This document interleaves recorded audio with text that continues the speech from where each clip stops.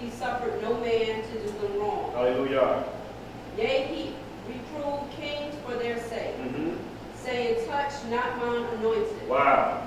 See what just happened right there? Touch not my anointed. And who is that? Yashra'al. Hallelujah. And do my prophets no wrong. That's 15. Hallelujah. Now, Koti, you went through something very, very important. Very important. All right? We're talking about, again, let's do it this way. It made mention of 3 very important characters. Can anybody tell me who those characters were in the book of Psalms 105, 8 through 15? Abraham. Okay, we have Abraham. Jacob. Abraham, Isaac, and who's the other person? Jacob. Jacob. All right. In order to have a covenant, there's some things that needs to be established, and it is outlined in Psalms 105, verses 8 through 15. Abraham represents the first stage of the ketubah. That is very important. The first stage of the ketubah.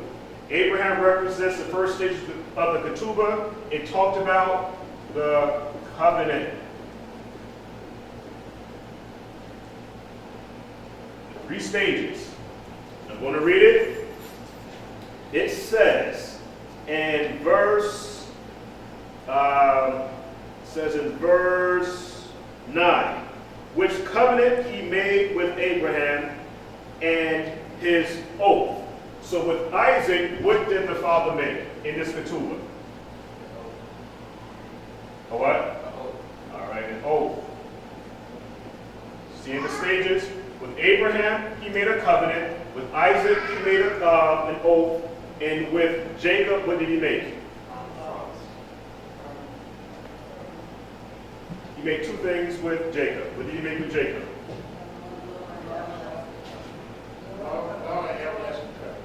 Okay. He made with Jacob, he had now a confirmation. Okay. And we have now a statute. The answer is actually in, it's right what we just read at. So it doesn't look like, we'd be making things up. So I'll just read it one more time. Yeah, remember this covenant forever. Yahuah, see the word which he commanded for 1,000 generations, which covenant he made with Abraham. So with Abraham, he made a covenant. And his oath with Isaac. With Isaac, he made an oath. And confirmed, okay, the word confirm or confirmation. We had verse 10, the same, he made a confirmation, the same with Isaac for a law, and to Israel an everlasting covenant. So all these things became a statute. We have the law, we have the Torah.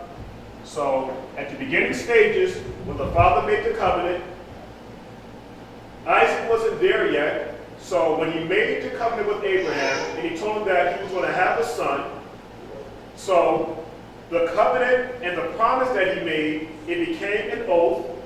Jacob is the son of Isaac, where we now have the confirmation that he made with Abraham and Isaac. So we have the covenant, we have the oath, it was confirmed, and the confirmation now is the Torah, which is the law, and it's the statute forever. You see how we did it, right? Hallelujah. Now, being that all of this now comprises a ketubah.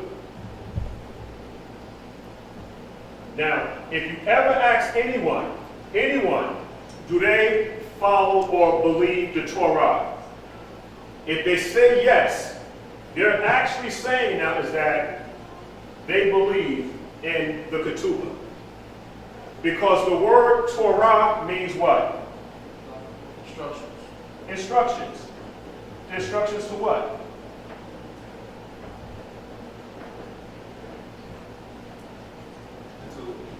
I missed something? No. Okay. instructions to the ketubah. Exactly. So the Father is asking you to keep His commandments and to follow the instructions. The instructions now are listed in the ketubah to keep the marriage together. It is very important for all of us to have a ketubah. This is the thing. I said it last week, and I'm going to keep on saying this. If anybody have any problems with the ketubah, if the ketubah was good enough for the Father giving it to the nation of Yashra'al, why do you have a problem with it? You know why? Because you know what? This right here is going to hold you now a little bit more responsible to your marriage license or your marriage contract, whatever it is that you want to call it. Because with this here, it's going to make you more responsible. Accountability. Oh yeah, this is a whole lot of accountability here. Because you're doing this now. This right here, this ketubah, this is done in the name of the Father of Yahuah. And when you break this here, the ketubah, when you break the ketubah, what is the sentence with that? Death. Death. It is death. Because everything is based upon, the ketubah is based upon the Father's name. And we are not to discredit the Father's name. Because with a marriage license, agreement, contract, whatever it is that the guy says or the woman says, well, baby, today I don't feel like being married. Okay, no problem. Get a bill of divorce. Not with the ketubah. It doesn't work like that. Today I don't love you. Today I kind of feel wishy-washy, whatever about you today. Not with the ketubah. It doesn't work that way. This is an everlasting agreement because I have espoused you now to one husband. Work it out. As long as it's not abusive. All right? Work it out. And we'll talk about that later, whether or not leaders in the congregation of not Yashra'al, but leaders now, elders and things like that, if the situation got abusive, could a decree be made where those two need to separate? And we'll talk about that later, but this is the reason why elders were important in the nation of Yashra'al, because there is a situation that's happening, so we'll leave that alone for now. So again, if any woman refuses a ketubah based on these Torah principles, is not an Israelite woman.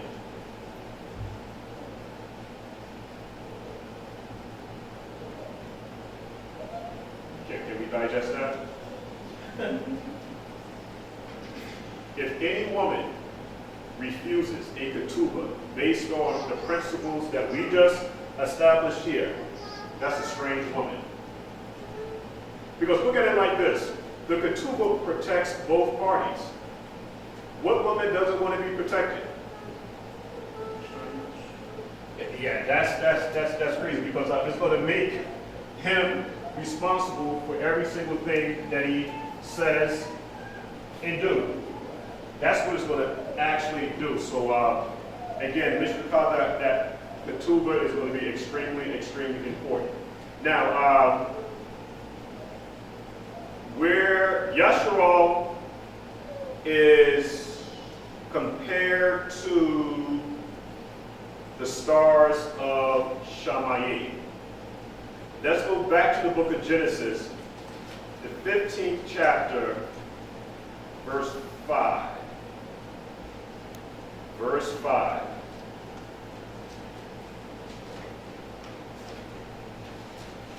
If I could just give me a little time to finish this up, I promise you we'll be out of here shortly. It is now 2:57 because we have things that we need to do in preparation for tomorrow. So Mishpachah, watch this. Genesis, the book of Bereshit, the 15th chapter, verse 5.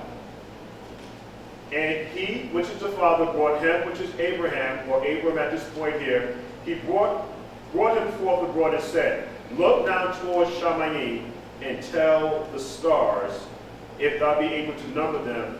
He said unto him, So shall thy seed be. Question, who are, or what are the stars of heaven?